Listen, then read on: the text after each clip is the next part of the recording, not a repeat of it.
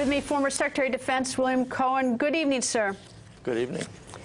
Secretary Cohen, how would you describe, now that the day is over in Moscow, the trip that Secretary Tillerson had in Moscow, meeting with Secretary Lavrov and President Putin?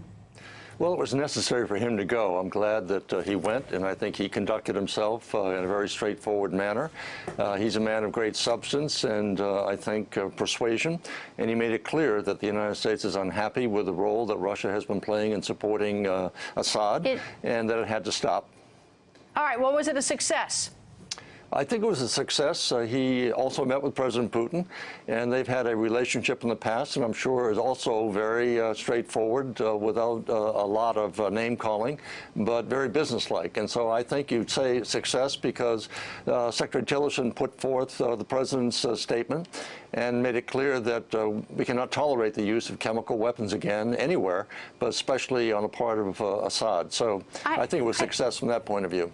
I have a hard time understanding your characterization as a success when the product of it was that the relationship between the two nations, and these aren't just, you know, like the Bahamas and Barbados, these are the two foremost nuclear powers in the world, is at the lowest trust level ever. I mean, he didn't walk out of there saying there's a door open. He came out of that with a very bleak message.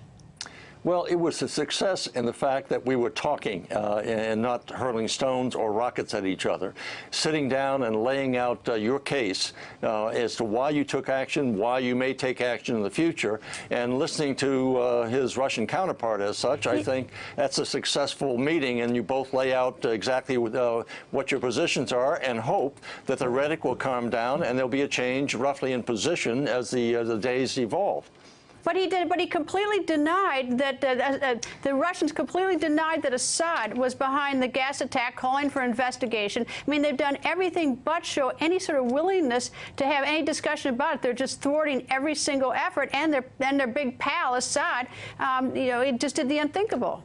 Nothing has changed. Go back and think of what Russia has done. They've tried to destabilize the American political system. They shot down, or at least their missiles shot down, Malaysian Airlines number 17.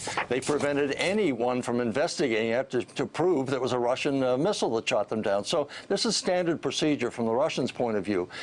They tend to deny, deflect, and then to disseminate fake information. So this is not unusual. I think what's is still as successful that we're not yelling at each other, but we're sitting down and making a case as adults and saying, here's what's tolerable, here's what's not. Now, let's see if we can agree on a way forward. So in that, from my perspective, that was successful rather than Secretary Tillerson canceling the meeting or President Putin saying, I'm not meeting with you, and we're simply going to now start ratcheting up the rhetoric and possibly even military action. So I look at it as a positive step forward.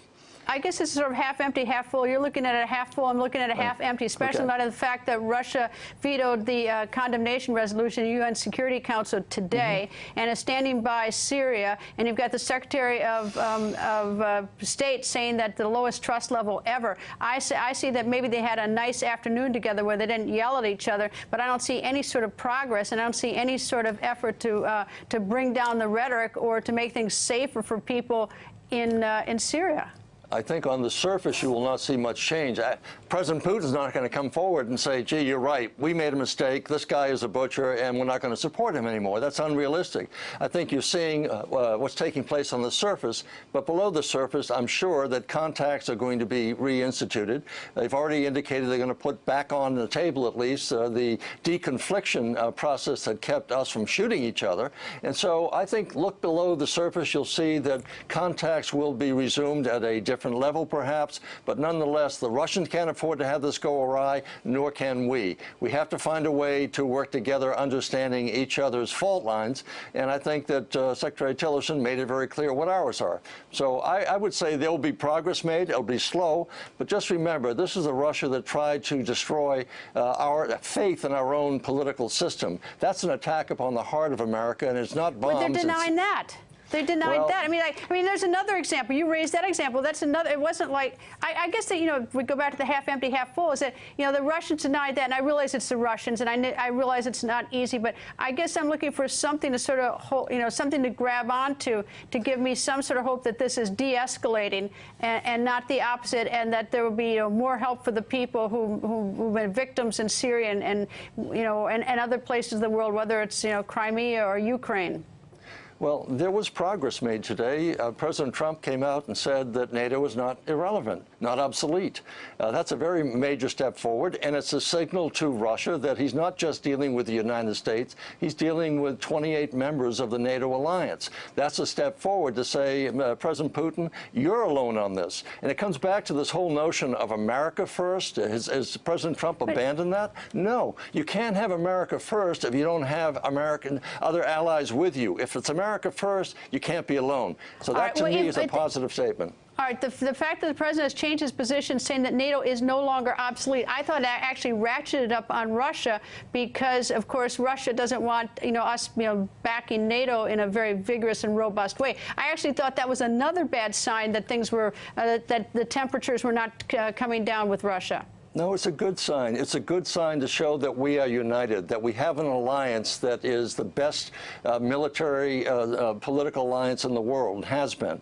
So that is a signal to Russia saying, look, what you're doing now is leading down a path in which it's very dangerous. You're supporting somebody who's very dangerous. We have 28 members here who are prepared to support the United States in protecting and trying to protect innocent civilians. So if you're going to take us on, you're going to take 28 of us on. That, to me, gives us more leverage. It presents a message to President Putin that he's dealing with an alliance now and just not the United States. I think that makes a difference. That'll make peace more likely than not, in my judgment. And let me point out that you have years of experience as Secretary of Defense. I do not. You were a U.S. Senator. I was not. And I just hope that you're so right about this and that I'm dead wrong about it. So thank you very much. Okay.